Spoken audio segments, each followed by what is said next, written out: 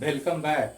आप सभी लोगों का बहुत बहुत स्वागत है मेरे यूट्यूब चैनल पर। चलिए एक बार फिर आपके लिए मैं लेकर आया हूँ 5 और 6 जून का महत्वपूर्ण करंट अफेयर।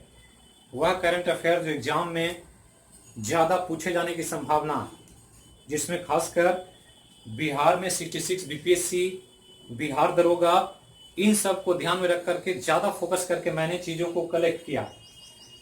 अब यहाँ पर आपका काम है कि इसको देखें, जो इंपॉर्टेंट है इसको नोट्स करें, स्क्रीनशॉट आप ले सकते हैं। इसके अलावा सिस्टमेटिकली वीडियो को कंटिन्यूसली देखें। जो पहली बार देख रहे हैं वीडियो को, वो चैनल को जरूर सब्सक्राइब करें, लाइक करें, ज्यादा से ज्यादा लोगों को शेयर करें। तो चलिए शुरू करते हैं 5 और 6 जून का महत्वपूर्ण करंट अफेयर। तो 5 जून ऐसे ही बहुत महत्वपूर्ण है। 5 जून वर्ल्ड इन्वायरमेंट डे, विश्व पर्यावरण दिवस मनाया जाता है। तो हर साल मनाते हैं, इस साल भी मना रहे हैं। और 2020 का जो मनाया जा रहा है उसको थोड़ा सा ध्यान रखना। तो 2020 का विश्व पर्यावरण दिवस का थीम जो है, थीम आजकल बहुत पूछ रहा है, बीपीएससी में पूछा जाएगा। तो थीम जो है ये है बायोडायवर्सिटी या जैव विविधता। तो ये ध्यान रखना है। ये सबसे पहला पॉइंट हो कि थीम क्या है। दूसरा कि ये जो दिवस की शुरुआत हुई, ये शुरू हुआ था 1972 के विश्व पर्यावरण सम्मेलन से, जो पहला सम्मेलन था। और ये विश्व पर्यावरण सम्मेलन जो पहला 1972 में आयोजित हुआ, ये 5 जून से लेकर 16 जून के बीच 1972 में आयोजित हुआ था, जो यूएन का, संयुक्त राष्ट्र संघ का एक बड़ा पर्यावरण पर ध्यानाकर्षण के लिए आयोजित एक सम्मेलन था। और इसी में पहली बार संयुक्त राष्ट्र संघ ने 5 जून को पर्यावरण दिवस मनाने की नींव डाली। लेकिन ध्यान रखना है कि ये 1972 में नींव रखाया, लेकिन ये पहला जो फर्स्ट मनाया गया वो 1974 में मनाया गया। तो ये ध्यान रखना है कि पहली बार 1974 में, ध्यान रखना है कि 1972 में जो पहला विश्व पर्यावरण सम्मेलन हुआ था वो स्वीडन की राजधानी, जो स्वीडन की राजधानी है, तो स्वीडन की राजधानी स्टॉकहोम में। तो स्टॉकहोम बहुत इंपॉर्टेंट जगह है। जब बीपीएससी मेंस वगैरह लिखेंगे तो पर्यावरण पर जब सवाल पूछेगा तो यहां पर आपको सब कुछ मेंशन करना होगा। तो ध्यान रखना है कि यह बनाया गया था और इस सम्मेलन में विश्व के 119 देशों ने भाग लिया। तो ये सब इंपॉर्टेंट पॉइंट है जो ध्यान रखना है। पहला तो 5 जून से संबंधित। अब आगे चलते हैं। एक इंपॉर्टेंट न्यूज है बिहार के संबंधित, बापू आपके द्वार, एक अभियान जो महात्मा गांधी के विचारों को जन जन तक पहुंचाने का प्रयास था।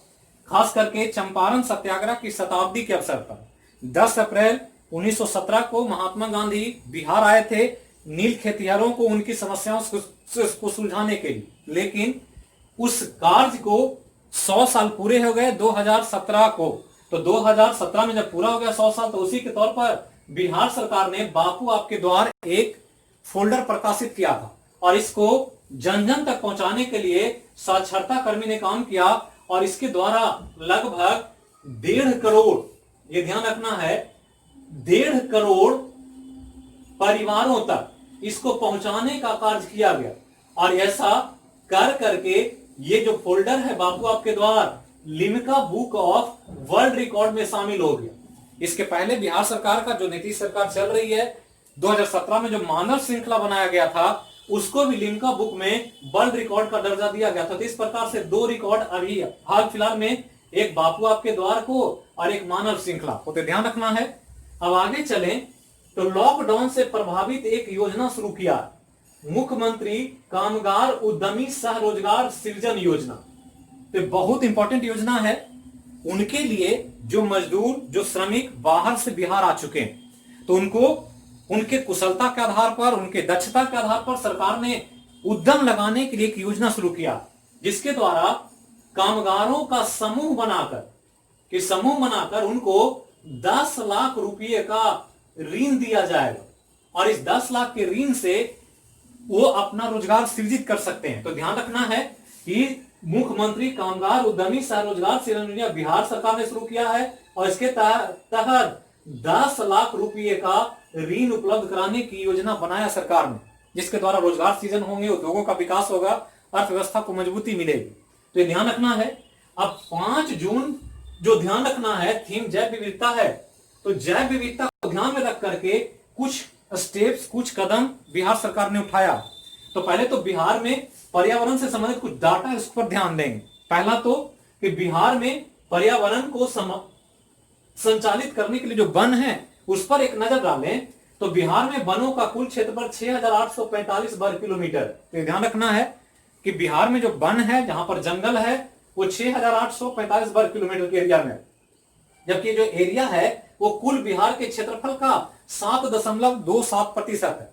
और जबकि सघन वन क्षेत्र, जहां वन का घनत्व ज्यादा है, डेंसिटी ज्यादा है, पौधे ज्यादा घना है, उसका परसेंटेज मात्र 0.26% है। तो विरल वन है, ज्यादा सघन वन नहीं है, ध्यान रखना। अब यहां ध्यान देना है कि जो प्राकृतिक वनों का विस्तार है बिहार में, वो प्राकृतिक वनों से संपोषित जो जिले हैं बिहार में, वो 11 जिले। तो 11 जिलों में नेचुरली वनों का विस्तार देखा जाता है। बाकी अन्य जिलों में सरकार द्वारा प्लांटेशन के माध्यम से पौधे रोपण को लगा करके कुछ वनों का विस्तार किया जा रहा है।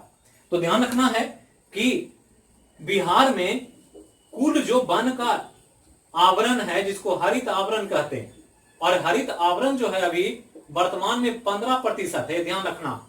और इस हरित आवरण को जहां पर पौधा लगा हुआ हो, उसको 2022 तक 17% करने का प्रयास किया जा रहा। और ध्यान रखना कि 17% लक्ष्य प्राप्त करने के लिए सरकार ने एक कदम उठाया है कि 2020 में 9 अगस्त को ये 2.5 करोड़ पौधे लगा करके 2.5 करोड़ पौधे लगाए जाएंगे, और 2.5 करोड़ पौधे लगा करके इस हरित आवरण के लक्ष्य को पूरा करने का प्रयास किया जाए। तो ध्यान रखना है, कुछ डाटा बहुत इंपॉर्टेंट है। बीपीएससी या आने वाले बिहार दरोगा या सचिवालय सहायक या जो एग्जाम आने वाला है, उसमें ये सब डाटा बहुत इंपॉर्टेंटली पूछा जा सकता। अब आगे चलें तो बिहार ने जैव विविधता, जो पर्यावरण का थीम है, उसको ध्यान में रख करके बिहार में विकसित होने वाले 3 पौधे को जैव संरक्षित रूप में दर्जा दिया। मतलब इन तीनों पौधे को संरक्षण दिया सरकार ने कि इसको कोई भी काटे नहीं, किसी तरह का नुकसान न पहुंचाए, और अगर कोई न काटता है, नुकसान पहुंचाता है, तो उसको प्रतिदिन 1 लाख रुपये का जुर्माना भरना पड़ेगा।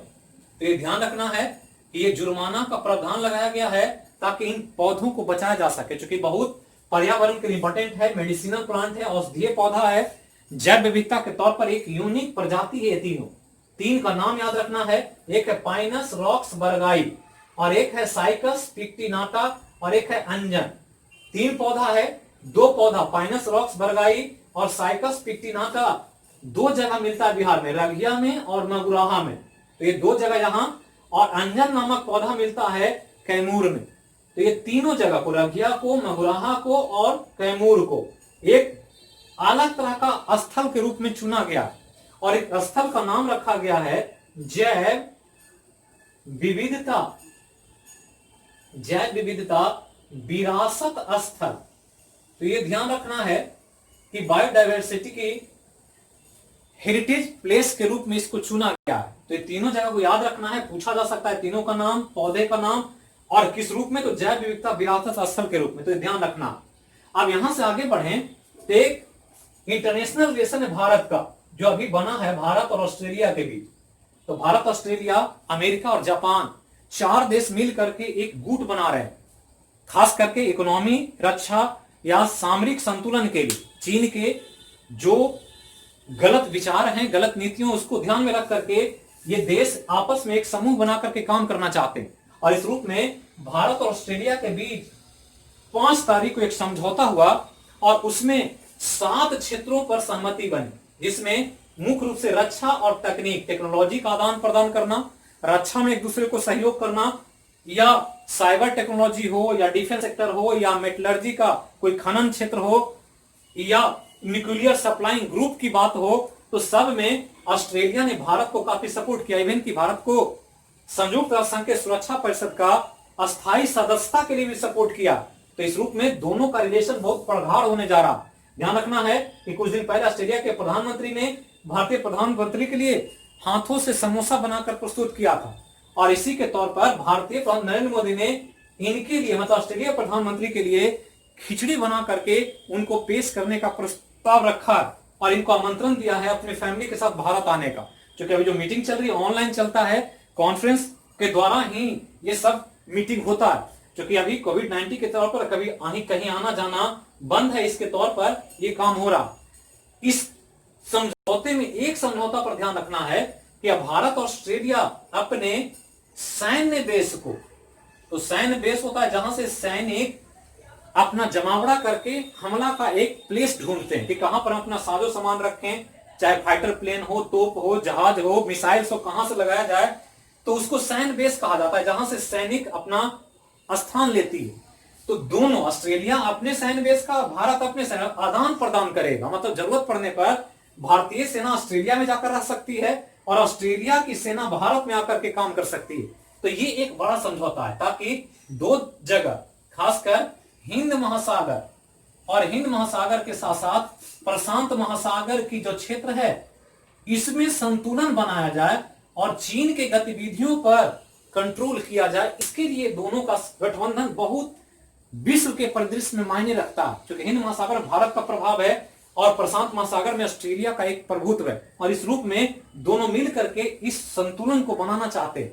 तो ये ध्यान रखना है। 7 समझौते पर समझौता हुआ जिसमें रक्षा और तकनीक का क्षेत्र है। अब यहां एक और न्यूज है, साइंस के क्षेत्र से एक संगठन का निर्माण किया गया, अंतरराष्ट्रीय टीका गठबंधन, एलायंस है विश्व के कई देशों का, जिसका नाम रखा गया है GAVI, the global alliance for vaccine and immunisation. तो ध्यान रखना है, गावी का full for the global alliance for vaccine and immunisation. ये ध्यान रखना है, ये एक इंपॉर्टेंट गठबंधन है जिसके द्वारा बीमारियों के लिए टीके का विकास का काम चल रहा। तो बीमारियों के लिए टीके का विकास करेगा ये गठबंधन, और उसके लिए भारत ने $1.5 करोड़ 1.5 करोड़ डॉलर की राशि को डोनेट करने की स्वीकृति दिया है कि इस गठबंधन को भारत $1.5 करोड़ अपनी तरफ से देगा। तो ध्यान रखना है। अब यहां एक न्यूज है, दुखद घटना के तौर पर एक बड़े फिल्मकार, नाम है बासु चटर्जी, और बासु चटर्जी को एक अच्छी मिडिल क्लास परिवारों को दर्शाने वाली फिल्म के लिए याद किया जाता है। रजनीगंधा, चितचोर, छोटी सी बात, इन सब जैसी फिल्मों के लिए इनको याद करते हैं, और इनका निधन हो गया, ये ध्यान रखना। इनको कुल मिलाकर के 7 फिल्म फेयर अवार्ड से सम्मानित किया गया। तो ध्यान रखना है कि 7 फिल्म फेयर अवार्ड मिला था बासु चटर्जी को इनके फिल्म में काम करने के लिए। अब यहां पर बिहार से एक और न्यूज है, और ये न्यूज है, ये भी मेडिकल साइंस से, चूंकि बिहार में एक बीमारी जिसको चमकी बुखार पिछले साल बहुत चर्चा में रहा, इस बार भी कुछ मामले आ रहे हैं, जिसको जैपनीज इंसेफ्लाइटिस या एक्यूट इंसेफ्लाइटिस सिंड्रोम भी कहते हैं। मुजफ्फरपुर जिला काफी प्रभावित होता है, और इसी को ध्यान में रख करके देश का पहला 100 बेड का, मतलब 100 बेडेड PICU बिहार के SKMCH, जो Shri Krishna memorial college of hospital जो है वो मुजफ्फरपुर में, इसको बनाया गया, जिसमें कुल मिलाकर के 72 करोड़ रुपए खर्च हुए, और 72 करोड़ रुपए खर्च करके अपने तरह का ये देश का पहला PICU है। PICU मतलब होता है पेडियाट्रिक्स इंटेंसिव केयर यूनिट, मतलब बच्चों के लिए एक क्रिटिकल सेक्शन है, और इसमें सिर्फ और सिर्फ बच्चों का इलाज होगा, और खासकर चमकी बुखार जैसे पेशेंट्स के लिए। तो ये ध्यान रखना है, चमकी बुखार जिसको ब्रेन फीवर भी कहा जाता है। तो ब्रेन फीवर क्यों लगता है, इसके पीछे अभी भी रहस्य है, लोगों को पता नहीं है कि क्यों होता है, और बच्चे अचानक ही मौत की गोद में समा जाते हैं। तो इसी चिंता को ध्यान में रख करके बिहार सरकार ने एक डिसीजन लिया और 100 बेडेड PICU का निर्माण किया। तो PICU को ध्यान रखना है, और ये पूरे भारत का पहला अपने तरह का ऐसा यूनिट है, ये ध्यान रखना।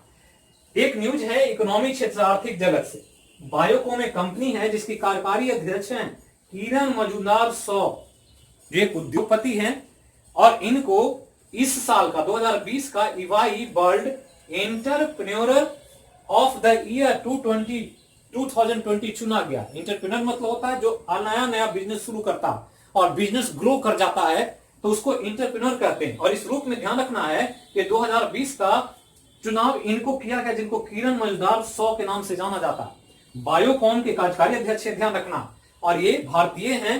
ध्यान रखना कि इसके लिए 41 देशों के 41 देशों के 46 उद्यमियों को नामांकन किया गया था, लेकिन भारतीय उद्यमी किरण मजुमदार-शॉ को इसके लिए चुना गया। ये एक बड़ी उपलब्धि है। इसके पहले 2 और व्यक्ति का चुनाव हो चुका है, एक जिनका नाम है उदय कोटक। कल के वीडियो में मैंने बताया था इनके बारे में कि उदय कोटक को वर्तमान में CII का अध्यक्ष चुना गया। तो कोटक महिंद्रा जो बैंक चलता है उसके ये अध्यक्ष है। तो पहले इनको मिला, फिर एक नारायण मूर्ति का नाम आता है, तो नारायण मूर्ति को भी ये अवार्ड मिल चुका है। और तीसरा ये किरण मजुमदार-शॉ है, तो ये ध्यान रखना। अब यहां पर ध्यान देना है कि फोर्स जो मैगजीन है पत्रिका, इस पत्रिका ने दुनिया के 100 सर्वाधिक पेमेंट वाले, जिनकी कीमत ज्यादा है, भुगतान ज्यादा लेते हैं, जिनकी सैलरी ज्यादा है, तो 100 सर्वाधिक भुगतान पाने वाले सेलिब्रिटी तो समझते ही होंगे, आजकल कुछ समझे या ना समझे, सेलिब्रिटी सब समझते हैं। हीरो हीरोइंस होते हैं, क्रिकेटर्स होते हैं, मॉडल होते हैं, तो ये सेलिब्रिटी है। तो इनमें सर्वाधिक भुगतान पाने वाले 100 सेलिब्रिटी की सूची जारी किया, जिसमें भारत के एकमात्र सेलिब्रिटी का नाम है जिनका नाम अक्षय कुमार है, और इनको 52वां स्थान दिया गया इस सूची में, 100 में 52वां स्थान, जबकि ये खिसक चुके हैं। पिछले बार जो सूची जारी हुई थी वो 42वें स्थान पर थे, 10 स्थान खिसक चुके हैं। इनके आय में सालाना 22% की कमी आ गई है, तो ये ध्यान रखना। जबकि इतना कमी के बावजूद 52वां स्थान प्राप्त किया है, और इनकी कमाई 365 करोड़ है सालाना। तो अक्षय कुमार अभी वर्तमान में साल में अपने काम के लिए 365 करोड़ रुपया वसूल करते हैं, चाहे वो प्रोड्यूसर से लेते हैं, एड वाले कंपनियों से लेते हैं, किसी भी रूप में लेते हैं। तो ध्यान रखना है 365 करोड़ इनका सालाना कमाई के तौर पर मिलता है, और इस रूप में ये 52वें स्थान पर। जबकि पहला स्थान एक अमेरिकी मॉडल का है, अमेरिका की एक मॉडल है, ये ध्यान रखना। तो अमेरिका की एक मॉडल जिनका नाम है काइली जेनर, तो ये ध्यान रखना है इनके नाम को, काइली जेनर। तो बहुत ज्यादा कमाई है इनकी काइली जेनर की, ये मॉडलिंग करते हैं, और इनका कमाई 4456 करोड़ है एक साल में, और इस रूप में ये विश्व के पहले पायदान पर मौजूद है।